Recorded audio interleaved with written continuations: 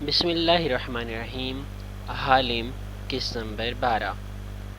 پچھلے ایپیسوڈ میں ہم لوگوں نے دیکھا کہ مسز اسرا نے حالم کو کون کیا تھا اور اس کے بعد سے حالم کے اوپر ہی یعنی تالیہ کے اوپر ہی سارا شک جا رہا تھا، اور ویسے ہی جو ہے اس کو عوان فاتح سمجھا تھا کہ سارا کچھ اس نے کیا ہے۔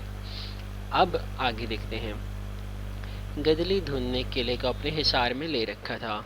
دھند میں اشر کی کار تیار کھڑی تھی اور اشر ناشتے کے بعد رملی سے بات کر کے برے موڈ کے ساتھ ابھی باہر نکلا تھا، مگر پھر وہ ٹھٹک کے رکا۔ ایک کار تیزی سے اندر آئی، اس کی فوگ لائٹس آن تھی۔ وہ سیدھے برآمدے کے سامنے آ رکی۔ چند لمحے بعد اسرا اسے نکل کے برآمدے کے زینے چڑھتی اوپر آئی۔ سرمئی کوٹ اور اسکرٹ میں ملبوس، بالوں کا جوڑا بنائے وہ بہت برے موڈ میں لگ رہی تھی۔ کاکا اتنی صبح؟ وہ مسکرایا مگر اسرا نہیں مسکرائی۔ میں پریشان ہوں ایش، فاتح بہت غصے میں ہے۔ ان کو شک تو نہیں ہوا؟ اس نے نرمی سے اسرا کے دونوں شانوں سے تھاما۔ شک؟ اسے یقین ہے کہ یہ تمہارا کام ہے۔ مجھے اپنی فکر نہیں ہے، آپ کا پوچھ رہا ہوں۔ آپ پہ تو شک نہیں ہوا؟ وہ پر اعتماد تھا۔ اسرا نے گہری سانس لے کر خود کو ڈھیلا چھوڑ دیا۔ مجھے خود سے شک ہٹانے کے لیے تالیہ کا نام لینا پڑا۔ وہ ابھی گھر پہ آئی ہے اور فاتح جس طرح اس کی بے عزتی کرے گا، اس کے بعد تمہاری یہ پسندیدہ لڑکی ہمارے خاندان کے قریب بھی نہیں پھٹکے گی۔ یہ لڑکیاں ٹھیک ہو جاتی ہیں، اس کی پرواہ نہ کریں۔ اس نے ناک سے مکھی اٹھائی۔ آپ نے بس اپنی شادی کو متاثر نہیں ہونے دینا۔ اچھا کیا جو تالیہ کا نام لے لیا۔ اسی کے لیے تو سب کچھ کیا، مگر اب میں پینک کر رہی ہوں۔ وہ پریشان تھی، بار بار پیشانی چھوتی، کبھی گردن کی پشت پہ ہاتھ رکھتی۔ مجھے ڈر ہے فاتح کو معلوم نہ ہو جائے۔ کون بتا سکتا ہے، رات کو تو 2 گارڈز ہی ہوتے ہیں صرف۔ ان کا بندوبست کر لیا ہے، وہ زبان نہیں کھولیں گے، مگر وہ نیا لڑکا ایڈم، وہ باڈی مین، وہ گڑبڑ کر سکتا ہے۔ وہ دونوں اونچے ستونوں والے برآمدے میں آمنے سامنے کھڑے تھے۔ صبح کی گدلی دھند ارد گرد پھیلی تھی اور ملازم بادب فاصلے پہ جا کھڑے ہوئے تھے۔ میں رملی سے کہتا ہوں کہ عبداللہ سے کہے ایڈم اس کی جگہ لینے کی کوشش کر رہا ہے۔ دیکھنا عبداللہ 2 روز قبل ہی بھاگا واپس آئے گا۔ اب بتائیں، اور کوئی مسئلہ؟ اسرا اداسی سے مسکرائی۔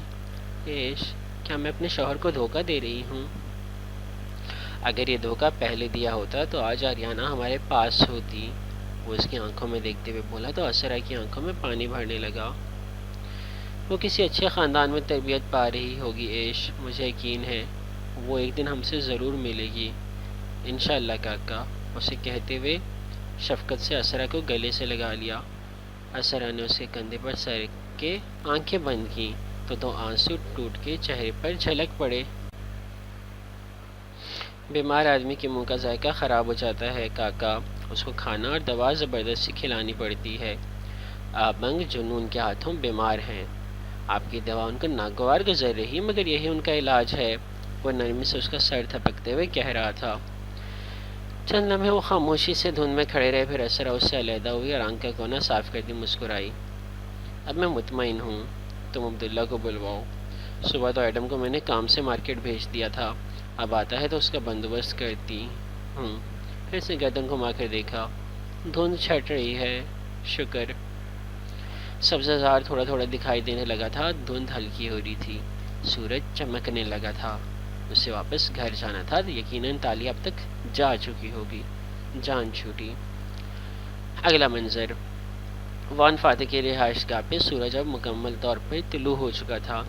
دھند قریباً چھٹ چکی تھی۔ ایڈم ہاتھ میں شاپنگ بیگ لیے لاؤنج میں داخل ہوا تو اسرا سامنے بڑے صوفے پہ براجمان تھی، ٹانگ پہ ٹانگ جمائے، مسکراتی ہوئی، وہ جیسے اسی کی منتظر تھی۔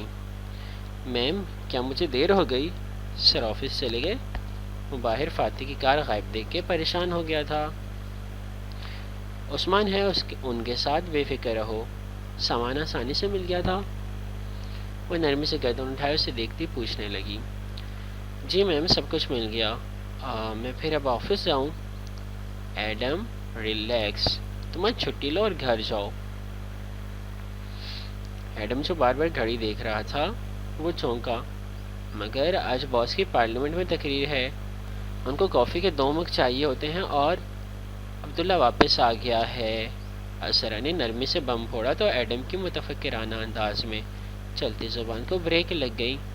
لب او میں سکڑے پھر نگاہیں جھکا لی۔ یعنی میری جاب ختم میم؟ آسمان سے آہستہ آہستہ وہ زمین پہ آ گرا، اتنے دھیرے سے کہ چوٹ لگنے کی آواز بھی نہیں آئی۔ ہاں مگر ایش تمہارے اور تمہاری ماں کے لیے نوکری کا بندوبست کر رہا ہے۔ عبداللہ تمہارے ہی محلے کا ہے نا؟ کوئی نوکری ملی تو عبداللہ تمہیں بتا دے گا۔ یہ پیسے رکھ لو، یہ تنخواہ کے علاوہ ہیں۔ تم نے اپنی منگیتر کے لیے تحفہ لینا تھا نا؟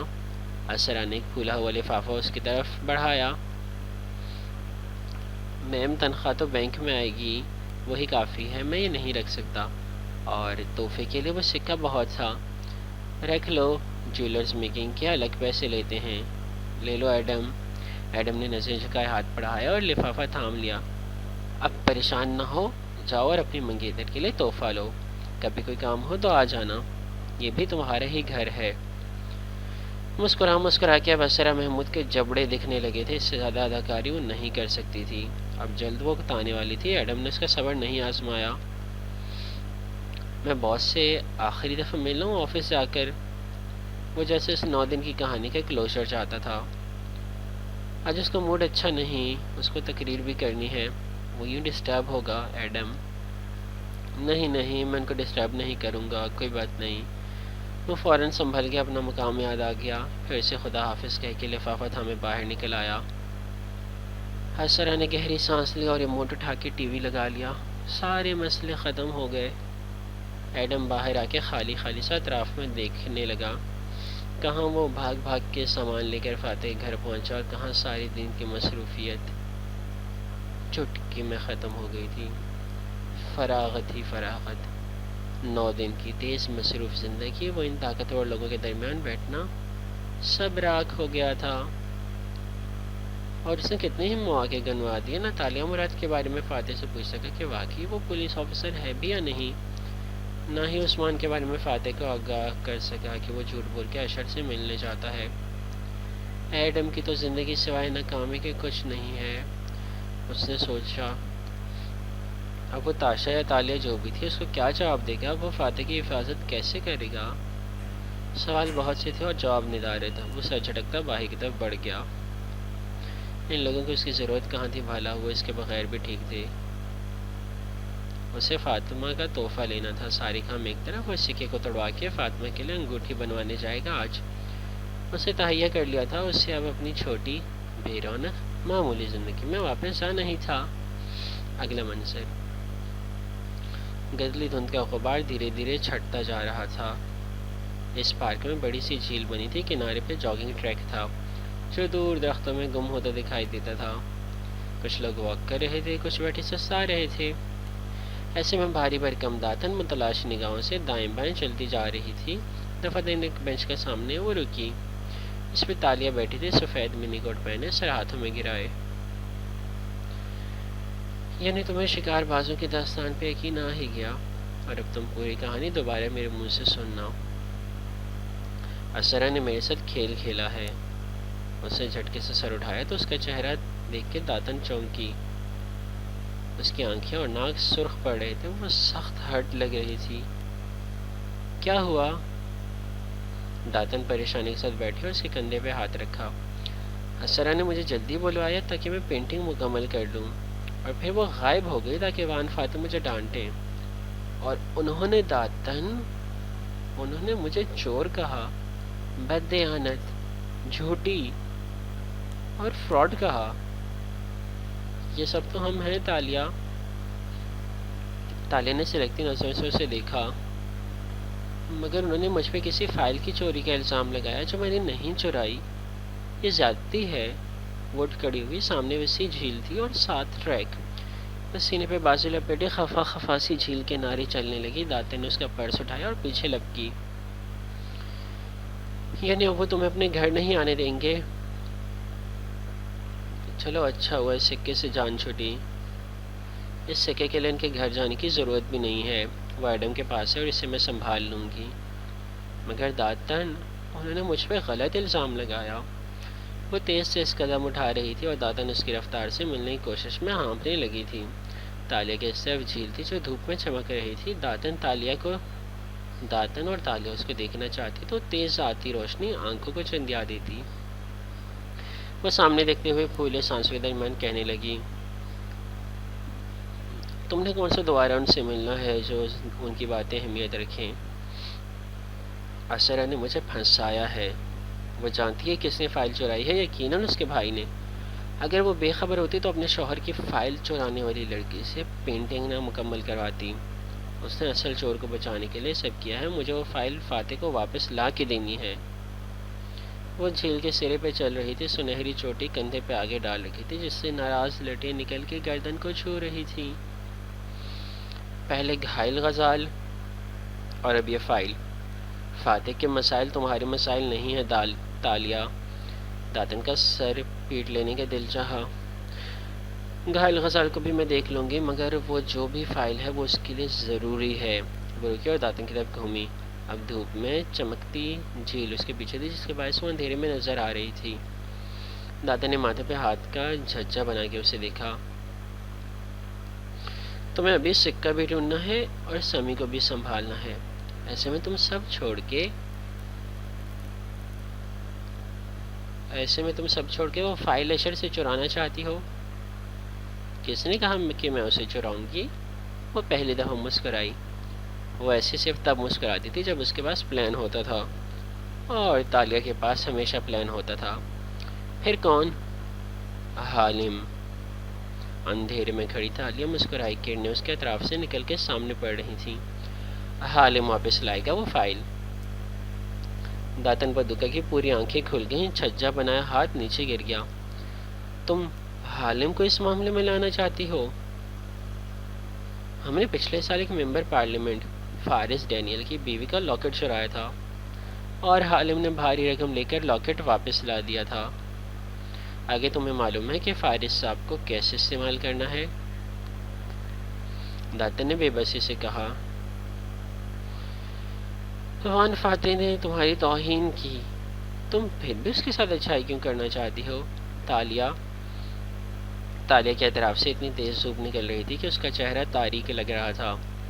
داتن اس کے تاثرات نہیں دیکھ پا رہی تھی، مگر اس کی آواز، اس میں عجیب جادوئی پن تھا۔ کیونکہ ایک دن آئے گا داتن جب وہ مجھے کہیں گے کہ میں ان کے ساتھ رہوں۔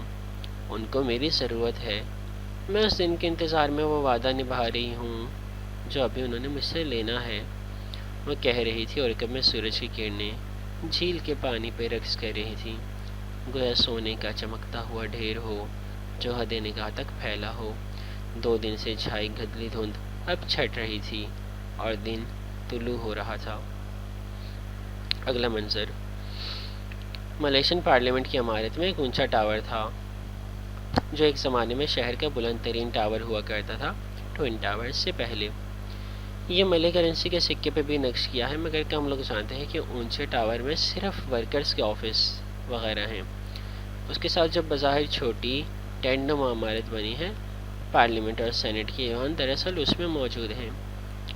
اس وقت وان فاتح پارکنگ میں رکی کار سے باہر نکل رہا تھا، گرے سوٹ میں ملبوس، بالوں کو دائیں طرف جمائے۔ وہ ازلی مسکراہٹ چہرے پہ سجائے ہوئے تھا۔ میری کافی کا دوسرا مگ کہاں ہے؟ عثمان نے چھوٹتے ہی پوچھا۔ وان فاتح نے چھوٹتے ہی پوچھا تو عثمان گڑبڑا گیا۔ سوری سر، یہ عبداللہ کی ڈیوٹی ہے اور وہ پہنچا نہیں ہے ابھی تک۔ تو ایڈم کہاں ہے؟ فاتح نے صرف ابرو اٹھایا، نہ غصہ نہ اکتاہٹ۔ سر وہ بھی شاید چھٹی پہ۔ ویری پور مینجمنٹ، بغیر غصے کے تبصرہ سا کیا اور آگے بڑھ گیا۔ سامنے ہی سوٹ اور روایتی لباس ٹوپیوں میں موجود افراد عمارت میں داخل ہوتے نظر آ رہے تھے۔ فاتح کو دیکھتے ہی بہت سے اس کی طرف بڑھے۔ وہ بھی مسکراتا ہوا ان کے قریب آیا، سر کے خم سے سلام کا جواب دیا۔ اکثریت ممبرز پارلیمنٹ کی تھی۔ وان فاتح، آپ کے گھر سنا ہے چوری ہو گئی؟ کوئی کاغذات وغیرہ تھے؟ پولیس میں رپورٹ کی؟ اللہ کرے زیادہ نقصان نہ ہوا ہو۔ فاتح کی مسکراہٹ برقرار رہی، سر کے خم کے ساتھ شکریہ، زیادہ مسئلہ نہیں ہے کہہ کر آگے بڑھتا گیا۔ جیسے ہی عمارت کے اندر لفٹ تک پہنچا، اس کی مسکراہٹ غائب ہوئی اور قدرے برہمی سے وہ عثمان کی طرف پلٹا۔ یہ بات ساری دنیا کو کیسے معلوم ہوئی؟ پتہ کرتا ہوں سر۔ وہ فوراً واپس مڑا اور فاتح نے سر جھٹکتے ہوئے لفٹ کا بٹن دبا دیا۔ ملے پارلیمنٹ کے ساتھ بنے اونچے ٹاور میں اپوزیشن پارٹیز کو جو فلور ملے تھے وہ 13ویں اور 14ویں تھے، جس بات کا اکثر مذاق بنایا جاتا تھا کیونکہ یہ بدقسمت نمبر سمجھے جاتے تھے۔ ایسے ہی ایک بدقسمت فلور پر وہ اپنے آفس میں داخل ہوا ہی تھا کہ عثمان واپس آ گیا۔ ابھی آدھا گھنٹہ قبل وہ ہانپ رہا تھا۔ سب ممبرز پارلیمنٹ کو ان کے ورک ای میل پہ میلز ملی ہیں جس میں ایک جعلی خبر بنا کے لکھا گیا ہے کہ آپ کے گھر چوری ہوئی ہے۔ اچھا، اس نے دل میں سوچا اور عثمان کو جانے کا اشارہ کر دیا اور اپنی ڈائری کھول لی۔ اب وہ آفس میں اکیلا تھا۔ نفیس سا آفس جو لیڈر آف دی اپوزیشن کو ملا کرتا تھا۔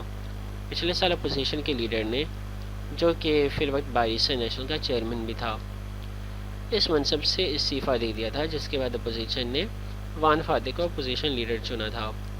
پچھلے 1 سال سے یہ اس کا آفس تھا۔ دروازے پہ آہٹ ہوئی تو اس نے نوٹس سے نظر اٹھائی۔ عبداللطیف صاحب چوکھٹ میں کھڑے تھے۔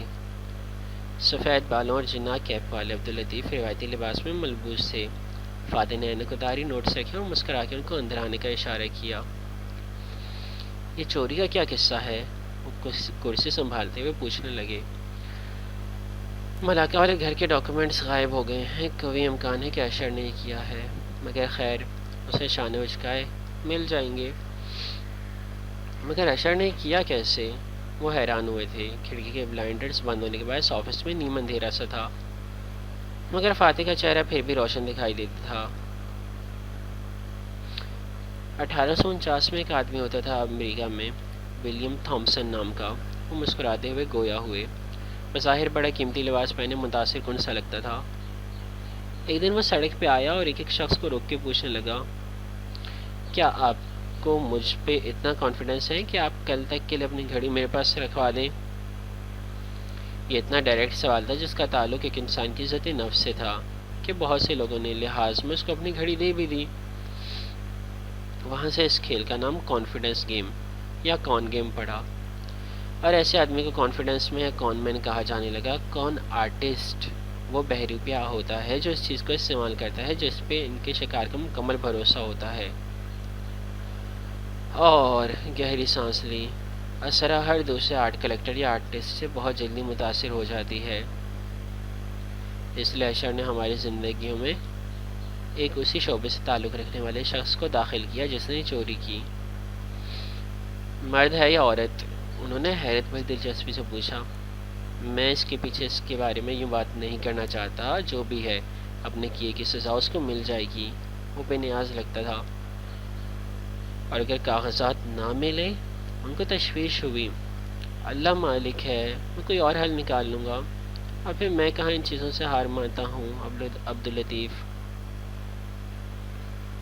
وہ ابھی کچھ اور بھی کہنے جا رہا تھا کہ دروازہ ذرا سی دستک سے کھلا۔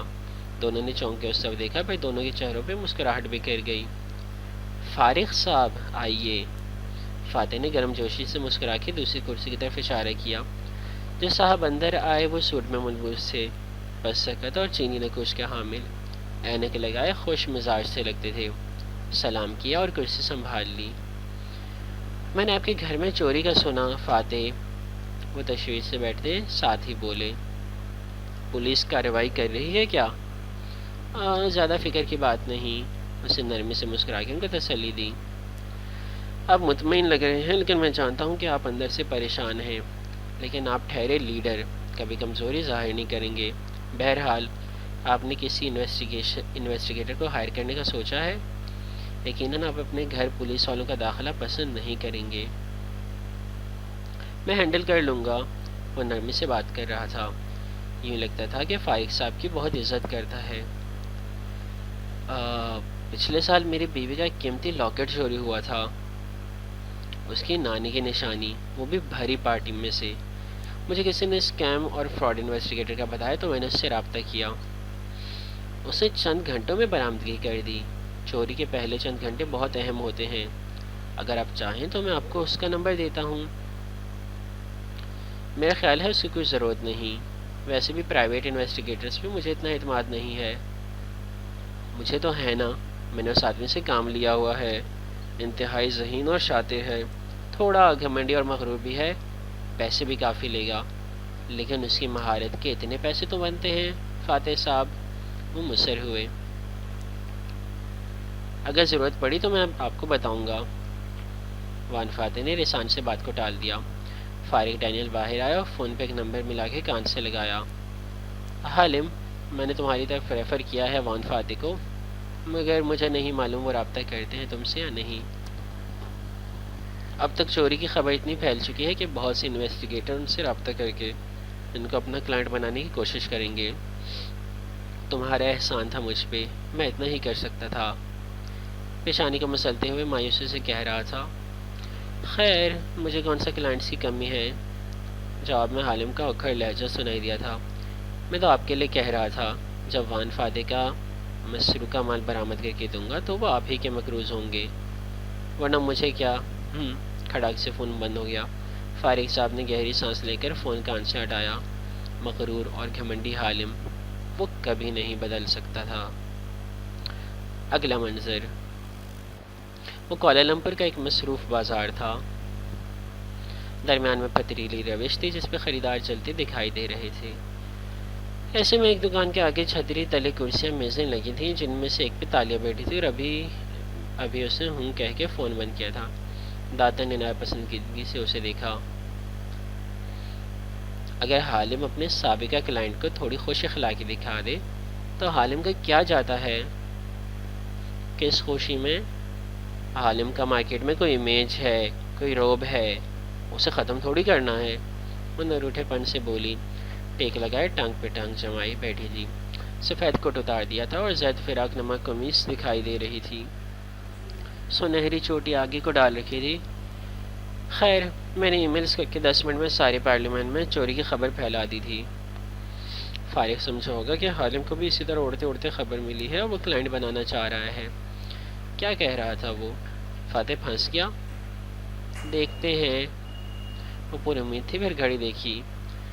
ایڈم آنے والا ہوگا. تم اب جاؤ اور کام شروع کرو. ہمیں معلوم کرنا ہے کہ کس نے فائل چرائی ہے. ابھی تو فاتح نے ہمیں ہائر ہی نہیں کیا، داتن نے حیرت سے پوچھا. کہا نا، مجھے وہ وعدہ نبھانا ہے جو اسے مجھ سے کبھی مستقبل میں لینا ہے. جاؤ موٹی کام شروع کرو. داتن ناک سے کھوڑ کے اٹھ کھڑی ہوئی اور بیگ اٹھا لیا. یہ وہ پہلا کیس ہوگا جو حالم ایمانداری سے کرے گا، کیونکہ پچھلے ہر کیس میں حالم خود ہی چور ہوتا تھا. چڑھانے کو بولی مگر تالیہ نے اثر نہیں لیا. بس میز پہ رکھا سفید ہیٹ اٹھا کے سنہری بالوں پہ رکھ دیا اور چہرے کے سامنے اخبار پھیلا لیا. گویا وہ چند منٹ یہاں سستانا چاہتی تھی. چیتالیہ. زیادہ دیر نہیں گزری جب ایڈم کی آواز پہ اس نے اخبار ہٹا کے دیکھا. وہ سادہ پینٹ شرٹ میں ملبوس، ہاتھ میں شاپنگ بیگ اٹھائے سامنے والی کرسی کھینچ رہا تھا. کن پٹی پہ پسینے کے قطرے تھے، گویا دھوپ میں چل کے آ رہا ہو. تم نے اس بازار میں ملنے کے لیے کیوں کہا؟ تالیہ نے ایک نظر شاپنگ بیگ پہ ڈالی جو اس نے میز پہ رکھا تھا. دراصل میں یہاں آیا ہوا تھا، اگر کہیں دور ملتا تو بس کا کرایہ بہت لگ جاتا. اور سادگی سے کہہ کے بیٹھ گیا. چہرے پہ شفاف سی مسکراہٹ تھی. میری جاب ختم ہو گئی آج. چیتالیہ. آج کیوں؟ وہ چونکی. ابھی تو 2 دن رہتے تھے. کیونکہ عبداللہ واپس آ گیا ہے. خیر، میرے نزدیک تمہارے 11 دن ابھی ختم نہیں ہوئے، تمہاری جاب جاری ہے. وہ ٹیک لگائے، سر پہ ترچا ہیٹ رکھے مسکرا کے بولی. اوکے. وہ ہلکا سا مسکرایا. اب مجھے کیا کرنا ہوگا؟ وہ پرجوش اور متجسس تھا. تابیدار. ہمیں رپورٹ ملی ہے کہ وان فاتح کے دشمن صرف وان فاتح کے پیچھے نہیں ہیں، بلکہ وہ اس گھر میں موجود ایک قدیم آرٹیفیکٹ کو بھی حاصل کرنا چاہتے ہیں. تم نے جب فاتح صاحب سے میرا ذکر کیا ہوگا تو انہوں نے بتایا تو ہوگا نا؟ گہری آنکھیں ایڈم پہ جمی تھی. اس نے نفی میں سر ہلایا. میں ان سے مل بھی نہیں سکا اور پوچھنا عجیب سا لگتا ہے. شکر. خیر، تم ان کے لیے اجنبی ہو، ظاہر ہے وہ نہیں بتائیں گے. تالیہ نے سکون کی سانس لی. یہ اینٹیک پیس فی الوقت ان کے پاس موجود نہیں ہے اور وان فاتح نہیں جانتے کہ وہ کہاں گیا. یہ دیکھو. کیا تم اس کو پہچانتے ہو؟ اس نے کاغذ کھل کے ایڈم کے سامنے رکھا. وہ پولیس رپورٹ لگتی تھی. نیشنل ٹریجرر. اور ساتھ اس کی تاریخی اہمیت، مگر ایڈم کی نظر پرنٹڈ تصویر پہ جم گئی۔ سنہرے رنگ کا سکہ، اس کا دماغ بھگ سے اڑ گیا۔ یہ تو اسے بھوکلا کے تالیہ کو دیکھا۔ یہ تو مسز اسرا نے مجھے دے دیا تھا۔ اوہ، تالیہ نے لب سکیڑے۔ شاید اسرا فاتح صاحب کو بتانا بھول گئی۔ خیر ایڈم، تمہیں وہ سرکار کو واپس کرنا ہوگا کیونکہ وہ سرکاری خزانہ ہے۔ اوہ، مجھے نہیں معلوم تھا کہ وہ سرکاری خزانہ ہے۔ وہ پریشان نظر آنے لگا تھا۔ اس میں تمہارا کوئی قصور نہیں ہے ایڈم، بلکہ سرکاری خزانہ واپس لوٹانے پہ سرکار تمہیں بونس دے گی۔ اور وہ رسان سے اس کو تسلی دینا چاہ رہی تھی، مگر میں نے اس کو توڑوا کے اپنی منگیتر کے لیے ابھی انگوٹھی بنوائی ہے۔ تالیہ کا سارا سکون و اعتماد غارت ہوا، دماغ بھگ سے اڑا۔ وٹ! وہ کرنٹ کھا کے سیدھی ہوئی، آنکھیں پھٹی کی پھٹی رہ گئی۔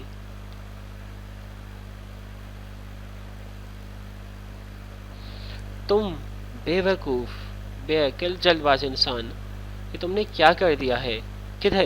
کدھر ہے وہ انگوٹھی؟ پھر اس نے خود ہی شاپر میز سے جھپٹا اور کھولا، ڈبے کے اندر سے انگوٹھی نکالی، انگلیوں میں ٹٹول کے اسے دیکھا۔ اس نے تمہارے سامنے سکے کو پگھلایا؟ بتاؤ، میں جو پوچھ رہی ہوں۔ نہیں۔ وہ سکہ اندر لے گیا اور انگوٹھی کے ساتھ واپس آیا۔ ڈیزائن میں نے اسے بتا دیا تھا۔ فاطمہ کو اس کے والد نے بچپن میں، مگر تالیہ کو اس کی لو سٹوری میں کوئی دلچسپی نہیں تھی۔ وہ تیزی سے اٹھی۔ کہاں ہے وہ شاپ؟ یہیں قریب ہے، مگر اب کیا ہوگا؟ تالیہ۔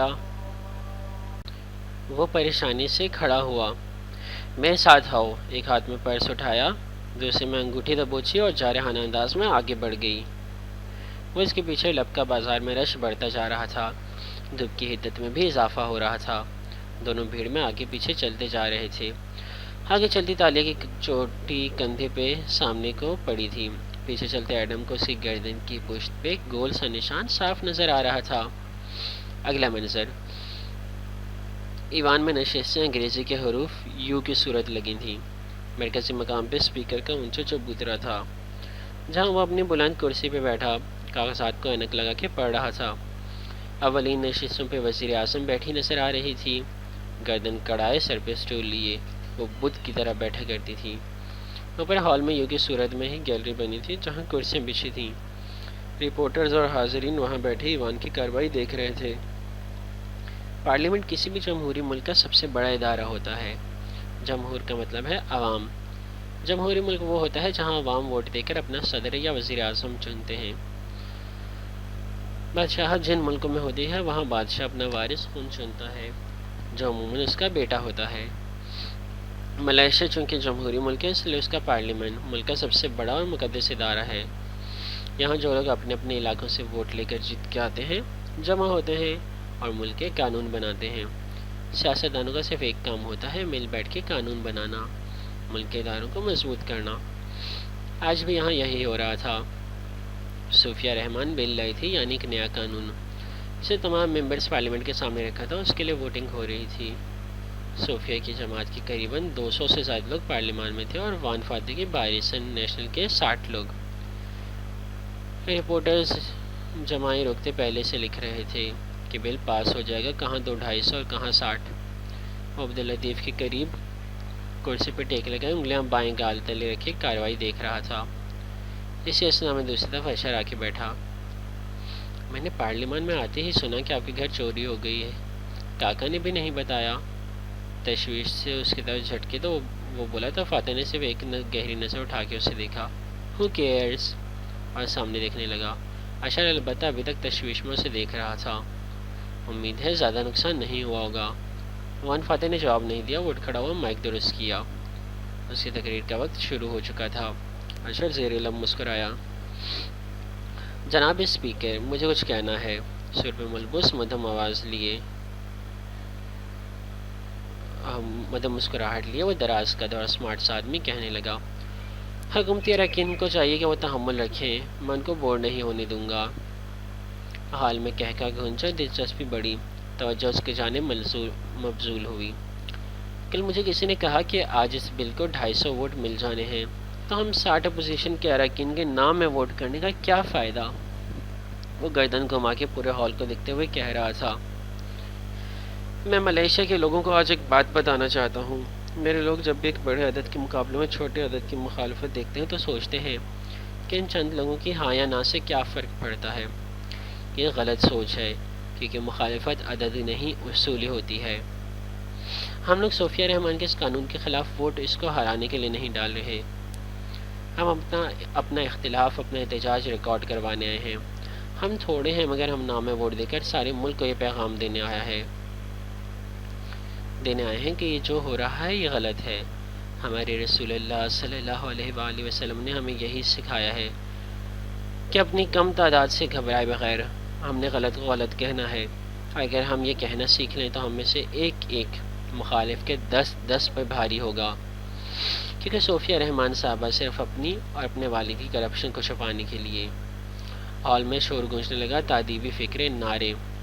وان فاتح بھی مزید اونچا بولنے لگا اور اپنی چوری کو بچانے کے لیے حکومتی ارکان جگہوں سے کھڑے ہوئے۔ روز نئے بل لے آتی ہیں تاکہ لوگوں کو بیوقوف بنا سکیں۔ لوگ کھڑے ڈیسک بجانے لگے، جس کا مطلب احتجاج تھا۔ فاتح کی آواز مزید بلند ہو گئی اور گردن پہلے سے زیادہ اونچی۔ مگر پردھان منتری صاحبہ، یاد رکھیے گا، جب تک وان فاتح رامزل زندہ ہے وہ آپ سے آپ کی چوری کا حساب مانگتا رہے گا، اور ایک دن آپ کو اس ملک میں سر چھپانے کی جگہ نہیں ملے گی۔ کسی نے بل کی کاپیاں ہوا میں اڑائیں، کسی نے فائلیں نیچے گرائیں۔ اپوزیشن کے 60 اراکین کاغذ اچھالتے ہوئے نعرے بھی لگا رہے تھے، اور اسی کے ساتھ ہم اس بل کی مخالفت میں ایوان سے واک آؤٹ کرتے ہیں، کہہ کے وہ مائک پہ جھکا اور ڈیسک پہ 2 دفعہ زور سے ہاتھ مارا، پھر سیدھا ہوا اور نشست کے پیچھے سے نکل آیا۔ اس کا رخ باہر کی جانب تھا۔ بارسا نیشنل کے اراکین کاغذوں کے پرزے اچھالتے ہوئے اس کی میت میں دروازے کی طرف بڑھ رہے تھے۔ حکومتی اراکین شور کر رہے تھے اور اسپیکر مسلسل بیٹھ جائیے، ایسے نہ کیجیے کہہ کے معاملہ سنبھالنے کی کوشش کر رہا تھا۔ اپوزیشن اراکین باہر نکلے تو وہاں کھڑے رپورٹرز دھڑ دھڑ تصویر کھینچنے لگا۔ فاتح جو سب سے آگے تھا مسکرا کے ہاتھ فضا میں ہلاتا آگے بڑھ گیا۔ مسز اسرا کا فون ہے سر۔ وہ راہداری میں چلتا جا رہا تھا جب عثمان نے اپنا فون اسے دلا دیا۔ فاتح نے فون کان سے لگایا۔ کیا ہوا؟ تمہیں کال کر رہی تھی، تم اٹھا نہیں رہے تھے۔ فائل کا کچھ پتہ چلا؟ وہ فکر مند لگ رہی تھی۔ تمہارے بھائی کو بہتر پتہ ہوگا۔ وہ لفٹ میں داخل ہوا۔ وہ تالیہ جاتے ساتھ اشر کو بتائے گی اور اشر بہت برا منائے گا کہ ہم نے تالیہ پہ شک کیا۔ شک کیا؟ مجھے یقین ہے یہ اسی کا کام ہے، وہ تلخی سے کہہ رہا تھا۔ لفٹ نیچے جا رہی تھی اور عثمان خاموشی سے ساتھ کھڑا تھا۔ کیا ہم اوریجنل فائل دوبارہ نہیں نکلوا سکتے؟ جب گھر تمہارے نام رجسٹر ہے تو مسئلہ کیا ہے؟ وہ فائل اگر ایش نے چوری بھی کروائی ہے تو اب وہ تو ہمیں نہیں ملنی۔ بہت وقت لگ جائے گا اس میں۔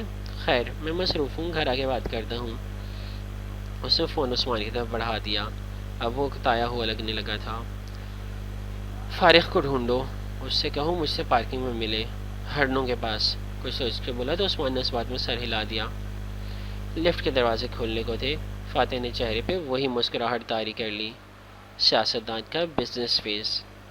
یہ منظر ختم ہوا۔ یقیناً اب وان فاتح مسلسل سوالات سے گھبرا چکا ہے، اور اب وہ فاتح سے حالم کا پتہ کرے گا اور حالم پہلی دفعہ ایمانداری سے اس کو فائل لا کے دے گا۔ آگے کیا ہوگا جیسے میں نے بتایا، میں نے کہانی پہلے نہیں پڑھی ہوئی، so it will be a suspense for you and me everyone. Let's see آگے کیا ہوتا ہے۔ تب تک کے لیے اپنا خیال رکھیے گا۔ اللہ حافظ۔